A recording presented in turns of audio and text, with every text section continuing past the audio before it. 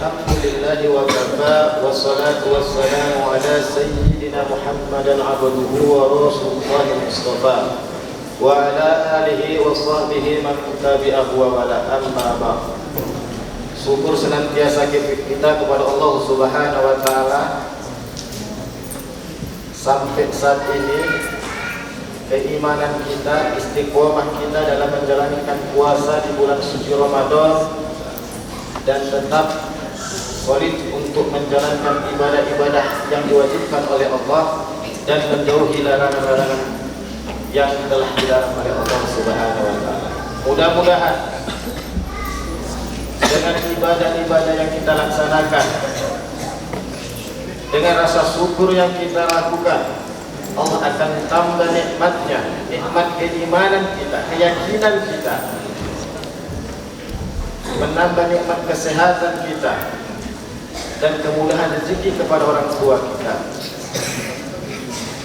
Dan mudah-mudahan tetap istiqomah kita menjalankan kebaikan-kebaikan, khususnya di bulan suci Ramadan. Amin. Salawat dan salam senantiasa kita hadiahkan kepada Nabi Allah Muhammad SAW. Sallu ala Nabi. Allahumma salli ala Sayyidina Muhammad wa ala ali Sayyidina Muhammad. Insyaallah dengan memperbanyak salawatnya dan menjalankan sunnah-sunnahnya, kita kelak akan mendapatkan syafaatnya di yaumil akhir nantinya. Amin. Sebelum kita masuk kepada tausiah yang saya ingin sampaikan, saya saat ini sangat kecewa kepada pengasuhan tidak diberikan kepada anak-anak kita catatan. Ini penting ini. Seharusnya tiap malam itu anak-anak kita ini dikasih kasih masukan supaya anak-anak kita ini bisa membawa catatan ketika ba'da isya itu akan tausiah. Karena nanti selepas ceramah ini habislah, tak ada lagi yang ingat. Padahal dari malam pertama, kedua, ketiga, dan keempat, bahkan yang kelima saat ini sangat amat penting untuk kita laksanakan. Yang pertama, saya ingatkan kembali kepada anak-anak Ustadz. Malam pertama Ustadz Jasa menyampaikan tentang keutamaan bulan suci Ramadan. Dijelaskan dan ditegaskan di surat Al-Baqarah 183. Kemudian malam kedua Ustadz orang tua juga menjelaskan bagaimana diri kita untuk lebih baik, berubah menjadi hamba Allah yang lebih baik. Dan malam ketiga, bagaimana kata Ustaz Andi, kalau waktu sahur jangan ketika azan masih mengunyah mulut kita nih. Baru yang terakhir kemarin, tak usah kita selepas sholat subuh atau waktu berpuasa menggosok gigi pakai pasta gigi atau odol. Mungkin kamu lupa kok, saya masih ingat. Dan saat ini Ustadz sendiri akan membahas 6 perkara yang bisa merusak amal ibadah kita, baik sholat kita, baik puasa kita, haji kita, mau ibadah apapun akan rusak dibanting 6 perkara ini. Dan ini akan kita kupas habis-habisan. Kalau kalian tidak bawa pena, ini ruginya.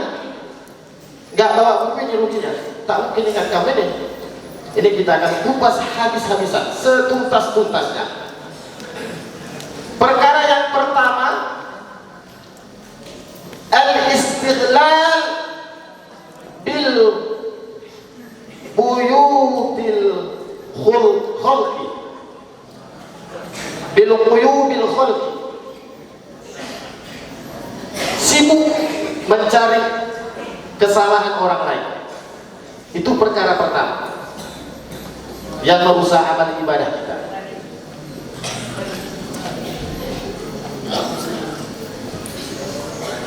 Kita saat ini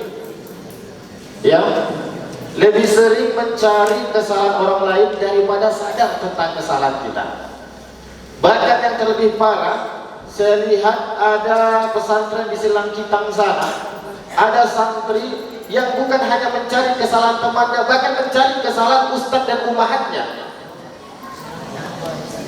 yang akan disampaikan kepada orang tua kandungnya. Ketika dia sudah mulai bosan tinggal di pondok, ketika dia sudah mulai tidak betah tinggal di pondok karena alasan tertentu bagi dirinya, mental manusia seperti ini bisa merusak amal ibadahnya sendiri. Saya lihat ada pesantren yang saya dengar, di pesantren saya tak ada, di pesantren PTAC tak ada, pesantren yang lain saya dengar begini, oh ya amak, di pesantren itu jam mama janganlah sekolah di situ mak, mati orang, mati mak, mati. Dilibas itu tengok abah-abah itu, ustadznya ngori mak, jenggot panjang, golok marah macam yang dibonding jenggotnya itu lurus begitu. Ngori mak, dilibasi anak-anak kami di situ, abah-abah itu dilibasi, digosipkannya, dikomporinya omaknya. Alhamdulillah orang tua ini baik pula, diingatkan, bayanak malu kau nanti nak kalau udah besar kau itu nak, mengajarkan kamu nak supaya hidup lebih disiplin, lebih berani, lebih bermental. Alhamdulillah kalau kita temukan orang tua seperti ini. Tapi ada orang tua ketika ada cerita dari anaknya, oh mak, umi itu begini ngomongnya loh mak, kasar sekali, keras sekali. Datang orang tua, memang umi kau tuh tak berotak itu, ustaz kau tuh beradab itu, begitu langsung. Padahal tujuan umi kamu, ustaz kamu menghukum kamu, mendidik kamu agar kamu supaya berubah dari yang kurang baik menjadi baik, agar kamu berubah dari yang tidak pintar menjadi pintar, agar dari yang tidak disiplin menjadi disiplin. Makanya dimarahi, makanya dihukum, makanya dilibas, bukan dikarenakan benci libasan tadi, bukan karena tidak sayang dimarahi tadi, tapi tujuannya agar anak-anak yang kami didik untuk berubah. Setelah itu saya lihat ummahat-ummahat kamu, ustadz-ustadz kamu di pesantren ini khususnya, setelah menghukum anak-anaknya, baik di santriwati maupun di santriwan, itu sedih, menangis orang itu. Ya Allah, gimana anakku tadi ya, sakit enggak yang saya pukul tadi, gimana perasaannya ya, sakit enggak, begitu nak. Tapi yang tidak di depan kamunya itu, karena menganggap kamu itu bukan hanya anak orang lain, bukan anak yang diasuhnya saja, bukan anak yang dididiknya saja, melainkan melebih-lebihi daripada anak kandungnya sendiri, adik kandungnya sendiri. Tapi sanggup kamu masih mau menceritakan, menggosipkan umi kamu, ustadz kamu kepada orang tua kamu. Kalau kepada sesama teman itu hal yang biasa, tapi yang lebih parahnya, maka Allah tegaskan di dalam Quran, dalam surat Al-Hujurat ayat 12, ya ayyuhalladzina amanu tanibu. Ada tahu sambungannya? Ada tahu? Katsiran minal dhanni inna indal dhanni ithmu wa la tajassasu. Hai orang-orang yang beriman, kata Allah, orang-orang yang beriman ini ya, yang yakin Allah itu maha melihat, yang yakin Muhammad itu adalah Rasulullah, yang yakin kita itu adalah pengikut Muhammad, menghambakan diri kepada Allah, itulah orang yang beriman. Allah ajak dan Allah ingatkan, hai orang-orang yang beriman,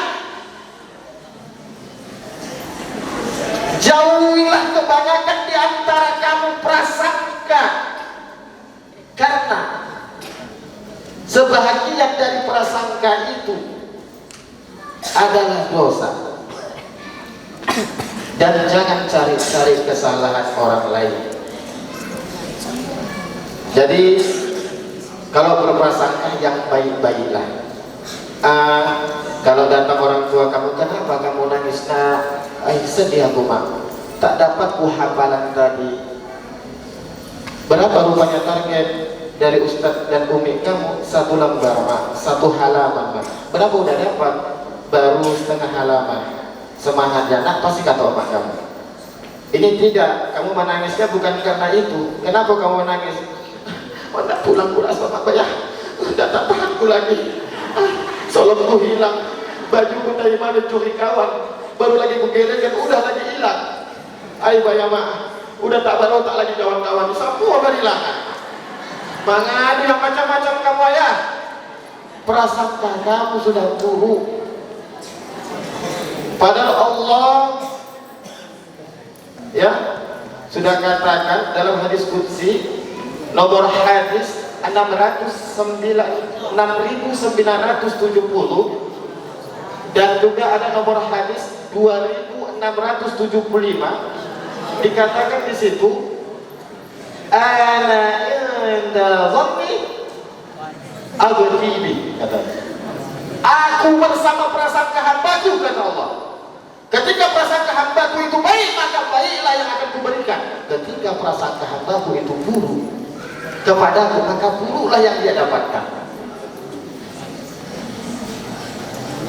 Saat ini kita terlalu banyak prasangka yang aneh-aneh yang menimbulkan kita itu makin bodoh, anak-anakku sekalian. Bukankah gampang bagi Allah itu kamu yang lambat bisa cepat, yang tolol bisa pandai.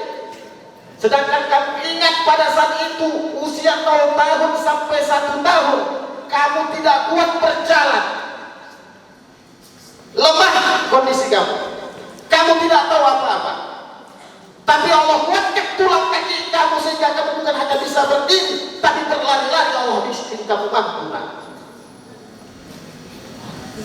Apalagi hanya sekedar menguatkan akal kamu, sekedar hanya menguatkan akal kamu, gampang bagi Allah, sangat gampang.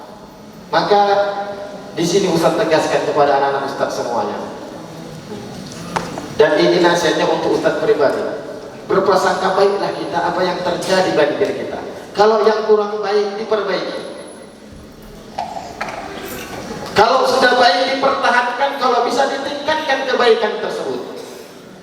Jangan melihat kanan kiri, yang di sana santai, yang di sana gampang. Jangan, tak sama akal kita, tak sama kemampuan kita, anak Ustaz. Allah kasih sebagian ilmu itu sama kita, sebagian ilmu tadi sama yang lain. Tak semua Allah kasih ilmu itu sama kita.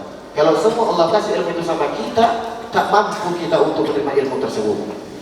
Jadi Allah bagi-bagi ilmu yang sedikit tadi sama sebagian kita kepada kebanyakan kita. Kemudian perkara yang kedua yang merusaknya amal, qaswatul qulub, kerasnya hati. Kerasnya hati. Dikasih tahu tak dikasih tahu sama saja. Inilah orang yang kerasnya hati. Besok anak-anak Ustaz sekolah pakai sepatu warna hitam, bertali, kos kaki warna putih, celana biru, pakai baju putih, peci bacaan simbol PTAJ. Ya Ustaz, kata kamu.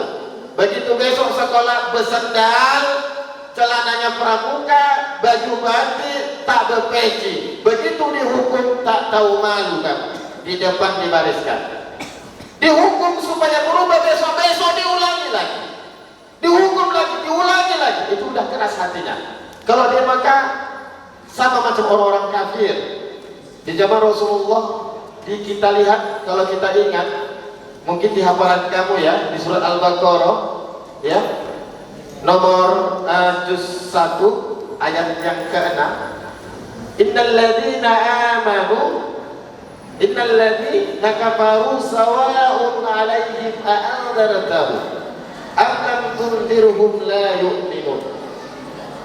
Sesungguhnya orang kafir itu dikasih tahu tak dikasih tahu, diperingati tak diperingati, hai Muhammad, sama saja. Allah tegur Muhammad, kau peringati tak kau peringati, sama saja orang kafir itu. Jangan kita seperti orang kafir yang di sana di zaman Rasul. Ketika diingatkan untuk perbaiki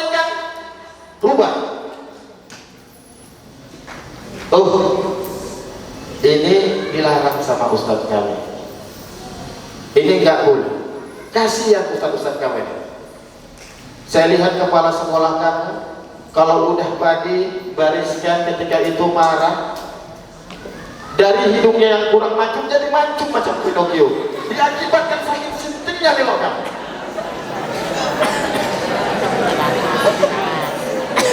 Emosi.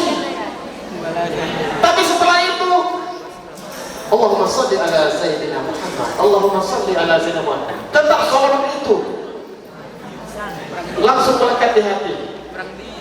Istighfar, salawat untuk menyejukkan hati yang tadinya emosi kepada anak-anaknya.